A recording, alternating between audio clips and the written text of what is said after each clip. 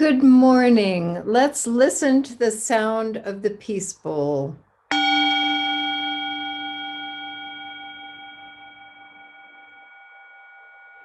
Today, with ringing this Peace Bowl, we affirm our collective hope for peace.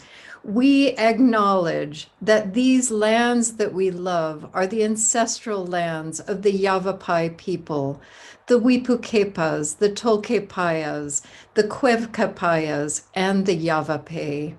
Yesterday was Juneteenth, and freedom was celebrated in many parts of this country and on our own square. All over the country this morning, fathers are being celebrated. I'm wearing a necklace my father bought for his mother in Guatemala many, many years ago. And all over the country, we are remembering so many memories of fathers. If you out there who are a father, if you are not feeling sufficiently celebrated, please think and remember this song is for you. Good morning and happy Father's Day. What a lovely song that was. I really loved that a lot. Welcome to Granite Peak Unitarian Universalist Congregation in Prescott, Arizona. I'm Leslie Grady, your worship associate today. We extend a warm welcome to all. We're glad you are able to join us and hope you are in good health. We want to stay connected, so please join us for the breakout rooms after the service.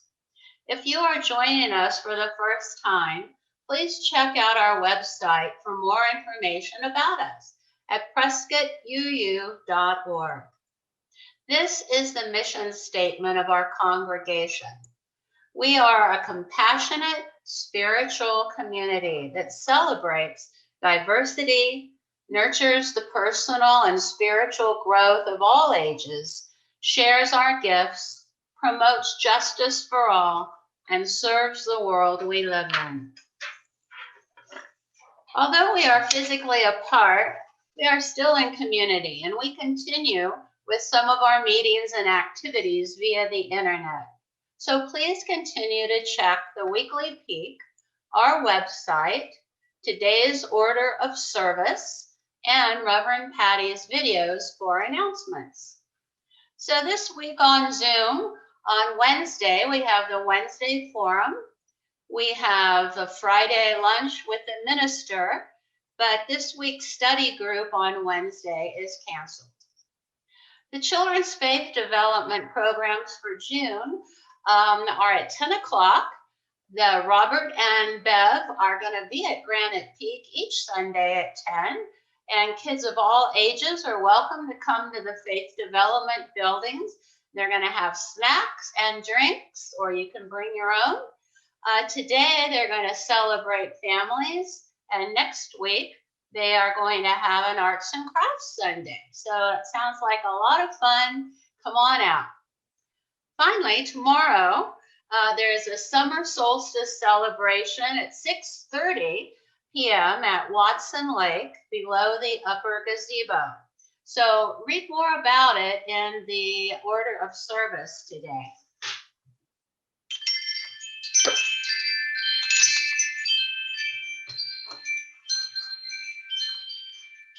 We begin our service in the Unitarian Universalist tradition of lighting the chalice. Today's reading is Faith in Summer by Ellen Hamilton. In faith together, we light this candle, the flame a symbol of Grandfather Sun's enormous power, whose energy burns so brightly in these days of deep summer, catapulting the leaves and vines, vegetables and flowers and fruits to astonishing size, lengths and heights, spilling over the tops of walls and trellises, delighting and nourishing all beings. We bask in the warmth and the heat of these days, with lightened hearts and quickened senses, in gratitude and in faith. We light this chalice a symbol of our heritage and gratitude for this beloved community.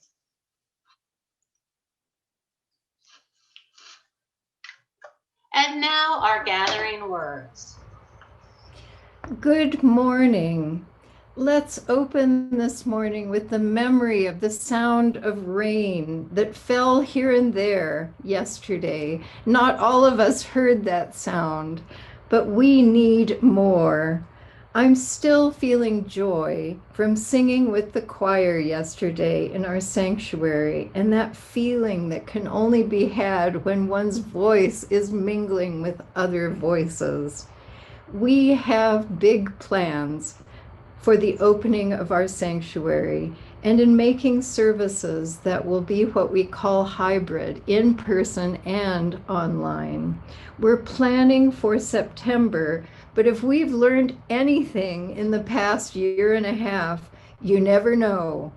I'm grateful for the energy of the worship team who gathered yesterday, and we decided together that our theme for the coming worship year will be Fuller Circle, welcoming in a new way on an uncharted journey.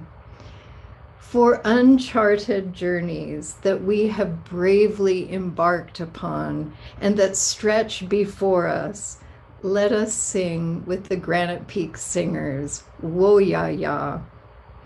Oh, I'm sorry, it's Siahamba. It's Siahamba, a Zulu folk song.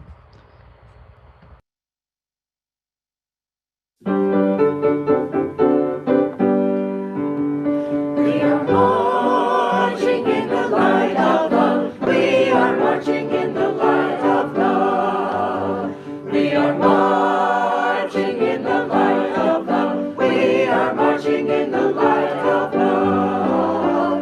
We are marching, marching, we are marching, marching, we are marching in the light of love. We are marching, marching, we are marching, marching, we are marching in the light of love. We are singing in the light of love. We are singing in the light of love. We are singing in the light of love. We are singing in the light of love. We are singing, singing, we are singing, singing, we are singing in the light of love.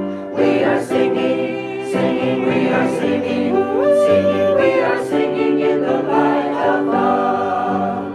We are dancing in the light of love. We are dancing in the light of love. We are dancing in the light of love. We are dancing in the light of love. We are dancing, dancing, we are dancing, dancing, we are dancing in the light of love. We are dancing, dancing, we are dancing, dancing, we are dancing in the light of love. Love is the doctrine of this congregation, the quest for truth its sacrament, and service is its prayer.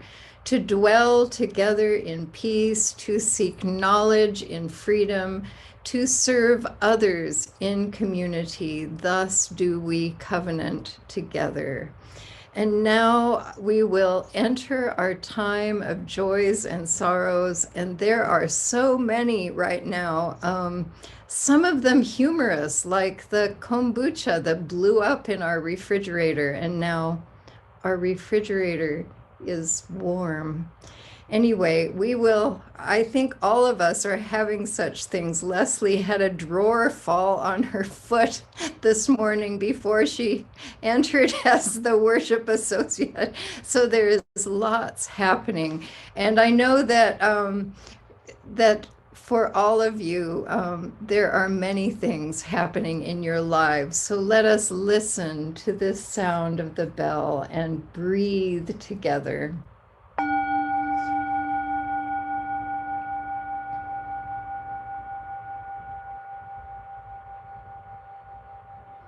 Each time we gather, We each carry our joys and sorrows, some humorous and some devastatingly sad,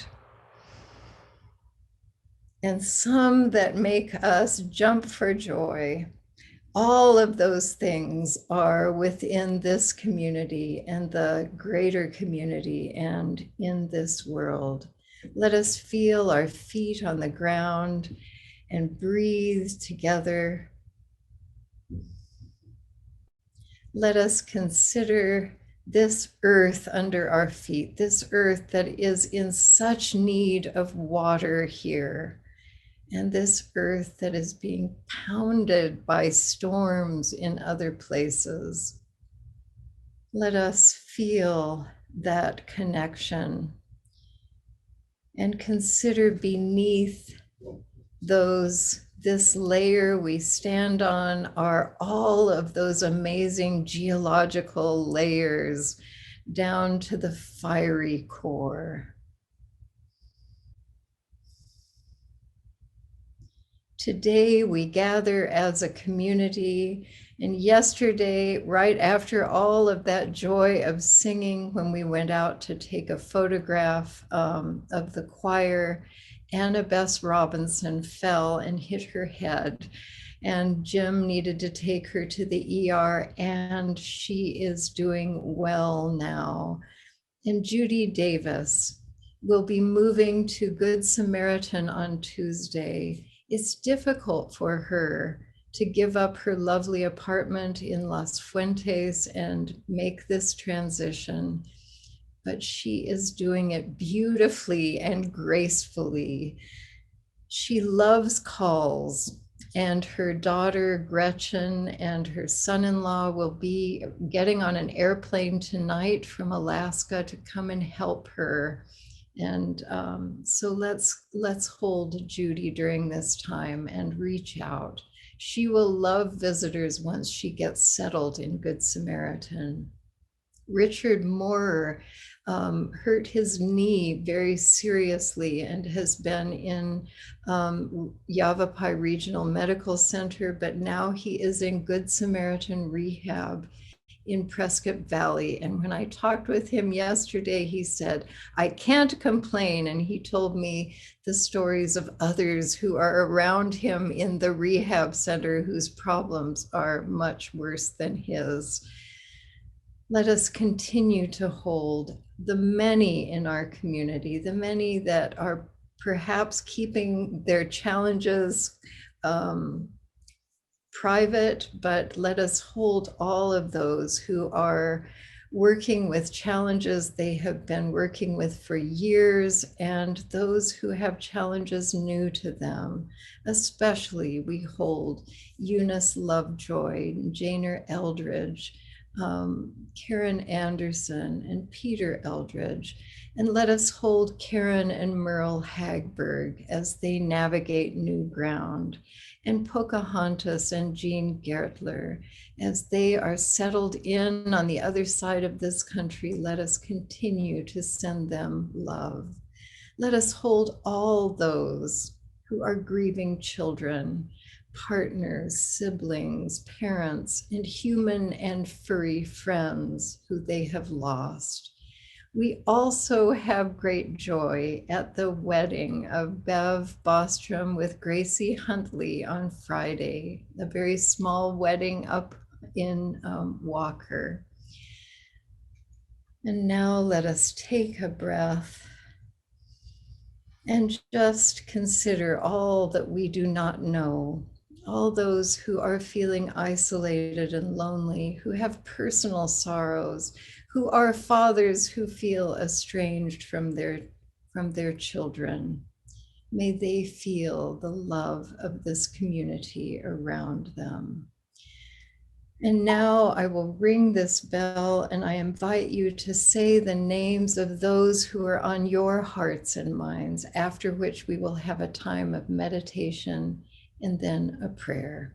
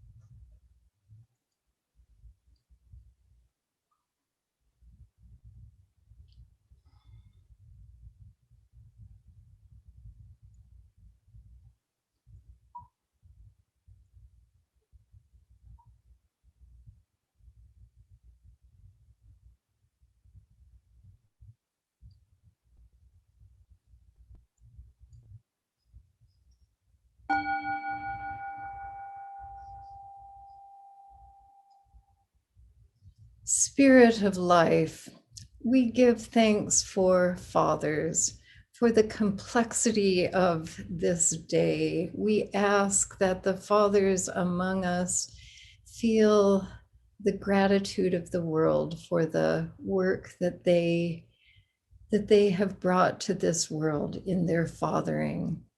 We ask for blessings on all those who are lonely, all those who are suffering. We ask for blessings, and we ask that they feel the love that is in this community, and we hope that they reach out so that they can experience that love in a physical way. And we give thanks for this community that is so open to helping one another. And we say these things in your many names. Amen. And now let us sing Walking, Walking with You with Russ and Lena.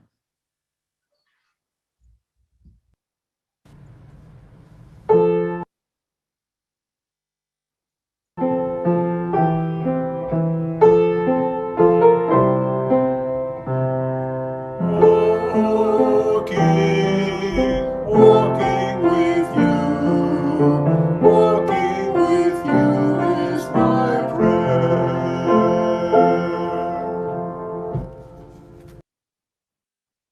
This is the time in our service when we normally gather the offering. Let us embrace the feeling of connection and community that we have when we gather each week. Let us remember that this congregation and its programs are supported by your generosity. We also give back to the greater community through our Seeds of Support program. During the month of June, our recipient is Quixote's Garage. Please read about them in your order of service and the newsletter. To give during this distance time, please go to prescottuu.org.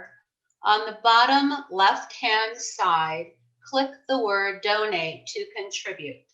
The link is also available in the chat on this video. What is given in love is received in gratitude. Blessed be. Please enjoy this musical interlude.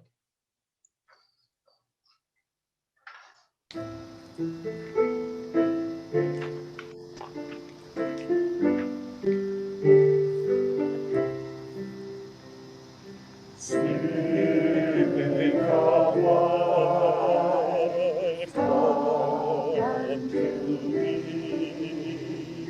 Sing in my heart the sense of compassion.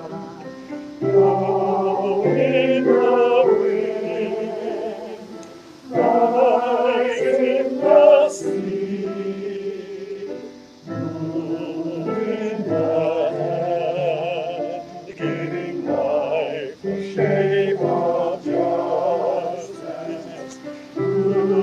Holy Ghost, wings set me free. Spirit of life, come to me, come to me.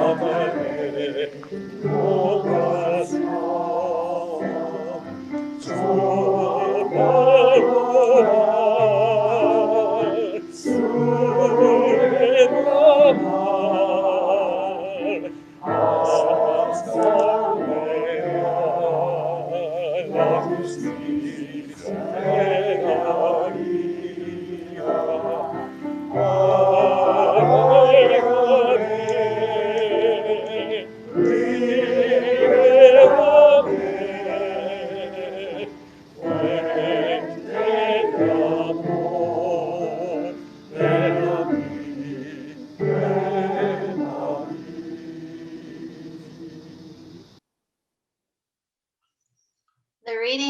for today is titled These Are Our Dads by Amy Petrie Shaw. We recognize and honor today every dad who stood as their child shouted at them in anger or frustration. Every dad who tried to understand their child's clothing choices, new hairdo, or new tattoo. Every dad who suddenly realized their child might be right and was willing to listen. And every dad who honestly believed they were making the best choices that they could.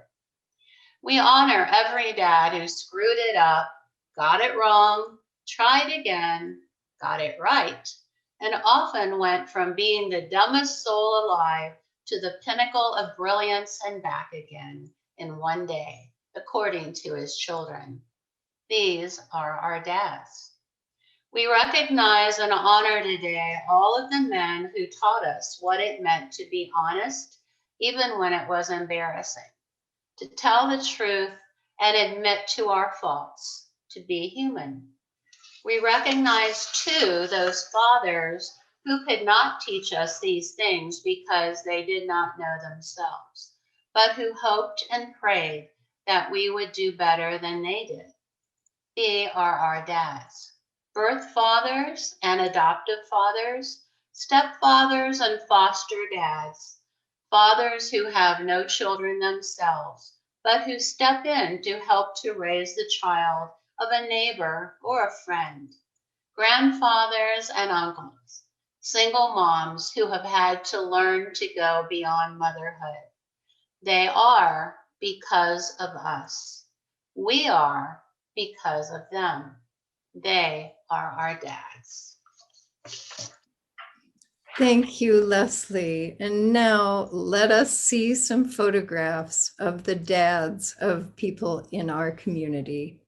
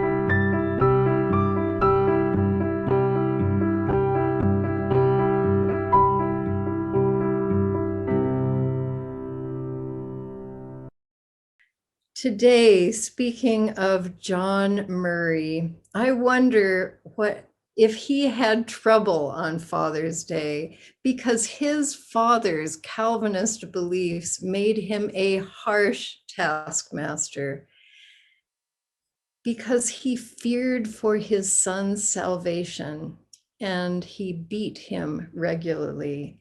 Later, John wrote of his childhood, "I believed that I had nothing to hope, but everything to fear, both from my Creator and my Father. And these soul appalling considerations, by forcing a conclusion that I was but making provision for alternate torture, threw a cloud over innocent enjoyment." And throughout his life, John Murray suffered from depression. It is difficult, looking back, to understand what came from what in a person's life, just as it is in our own lives. Yet certainly his close contact with his father's inability to forgive caused him to seek for a different God. He did not want to superimpose his father's face on the face of God. In fact, when his father died, John could not continue in his father's shoes as a disciplinarian for his brothers. He was gentle with them.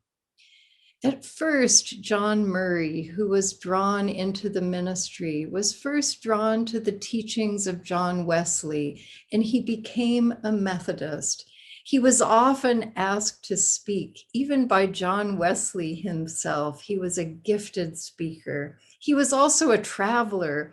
His religious learning took him first to a couple of places in Ireland, the land of his birth, and then over to England.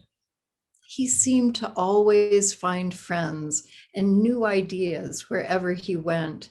Everywhere he went, people asked him to stay and to preach. A young woman named Eliza Neal came to hear him and fell in love.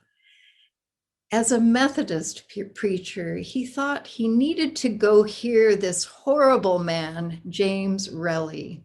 He had to go hear him speak, as if he needed to hear what the enemy was saying. For James Relly's belief in universal salvation was an anathema to the religious leaders of the British Isles.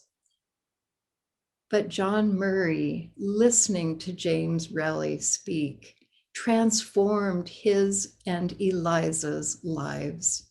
He wrote, "The veil was taken from my heart," and he became a Universalist.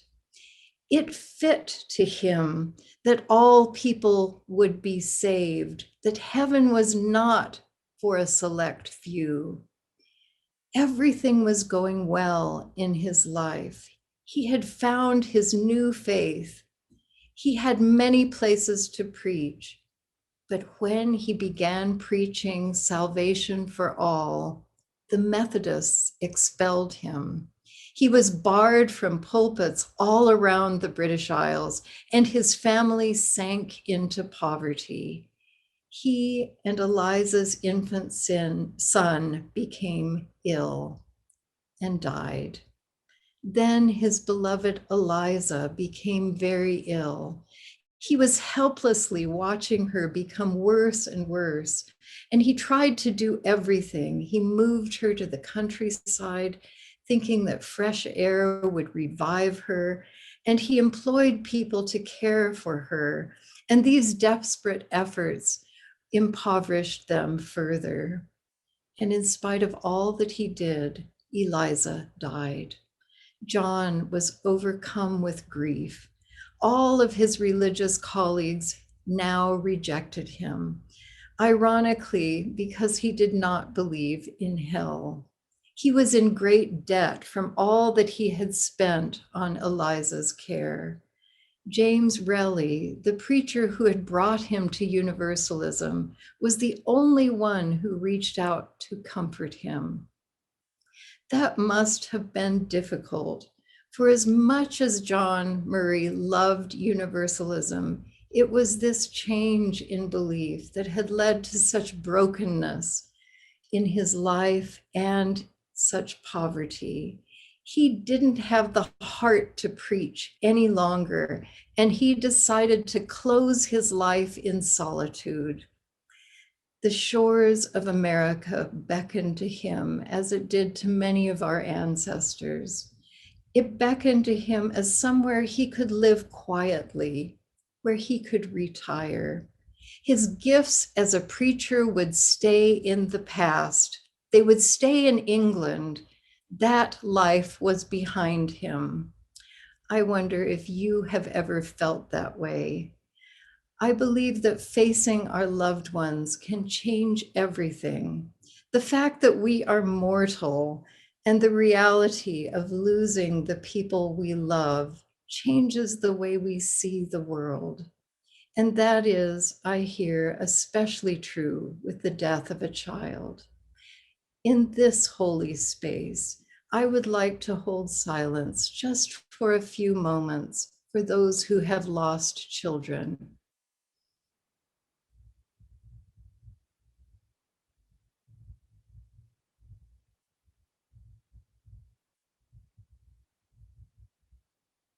May you find comfort.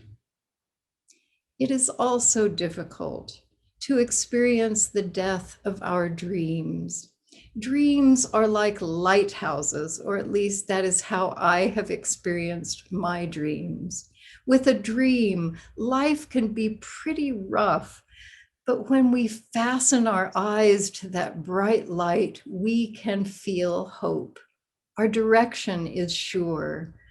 John Murray experienced both kinds of losses.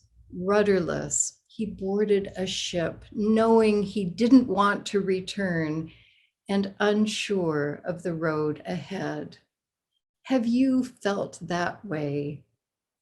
It is hard to lose what you had and still not know what is coming, as if we were caught in that brief moment when one foot has left the earth and the other hasn't yet landed.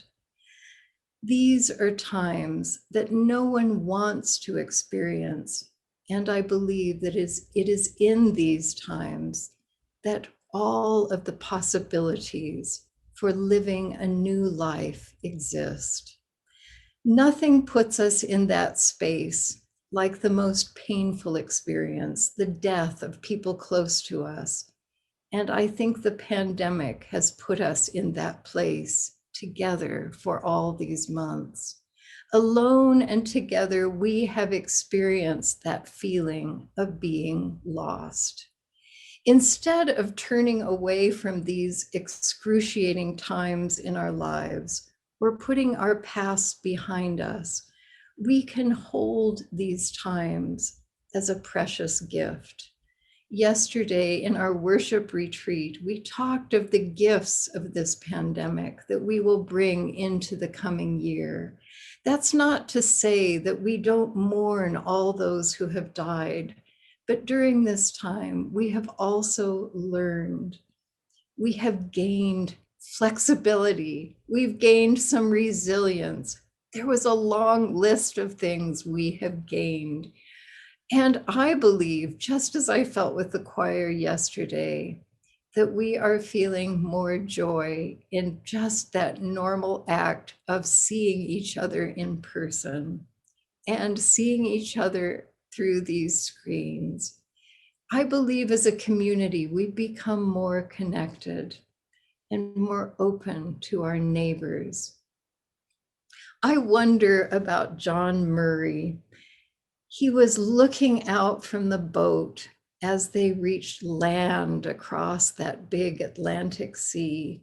His heart was broken and aching still from the deaths of his child, his wife, and his dreams. He had no idea what was waiting for him when he went ashore at a place called Good Luck Point. That is truly the name of that place. I wonder if Thomas Potter, The man who owned the land at Good Luck Point, where the shipmen were landing, if he saw the men coming off the boat, Potter had spent years building a chapel on that land with the hope and faith that a Universalist preacher would arrive and preach the message of universal salvation. I imagine that when Thomas discovered John Murray was a Universalist preacher, his heart filled with hope and wonder. All of these things, these hopes had come together. And you would think that John Murray, a discouraged preacher who thought that no one wanted to hear his message, you would have thought that immediately he would have seen how cosmic their meeting was. But John Murray was tired. Grief and disappointment had worn him down. He told Thomas Potter that as soon as the wind shifted, he would be gone and that there would be no time for preaching. Thomas was only able to get a promise from him to preach if the winds did not shift by that Sunday and the boat could not move from that sandbar. And the winds stayed still. And John Murray fulfilled Thomas Potter's dream by preaching heaven, not fire and brimstone, in that stone church on the edge of the new land. Then the wind changed, and John Murray left Good Luck Point for New York. Soon, however, he had caught that feeling. I imagine in the middle of his preaching, he had caught that feeling and he was back and preaching in that church and then in others, marking the beginning of Universalism in this continent. Later, he also met a fine feminist, Judith Sargent, who is famous in her own right. And she became his beloved wife and a pioneer of religious education. Lots happened in his life. After meeting Thomas Potter, his life still did not unfold perfectly. He was a chaplain in the Revolutionary War and became ill with dysentery. And much later, he suffered a stroke that left him paralyzed for the last 6 years of his life. Yet he expressed his situation at that time with these words. He said he was being a prisoner of hope, hope, hope. That is what I wish to bring through John Murray's experience. Whatever comes our way, whatever kind of father we have or are allowed to be, may we listen to our inner wisdom. When circumstances render us brokenhearted, for being a father can break our hearts. When we are rudderless, without direction, flailing and wondering what our lives have become, shaking fists at fate, may John Murray's life give us hope. May we remember him, a man whose belief at first made him a pariah, whose child and wife died, who was penniless. May we courageously, with broken hearts, embark on a journey, not knowing what lies ahead, an unknown journey. And for some of us, our role may be that of Thomas Potter, for who knows what would have happened with John Murray if he hadn't had that physical manifestation of the desire for universalism and for his voice. He needed that chapel built on Good Luck Point. May we bring each other hope. Amen, and may it be so. We together are going, and now we can sing our journey with the Granite Peak Singers, Wo Ya Ya.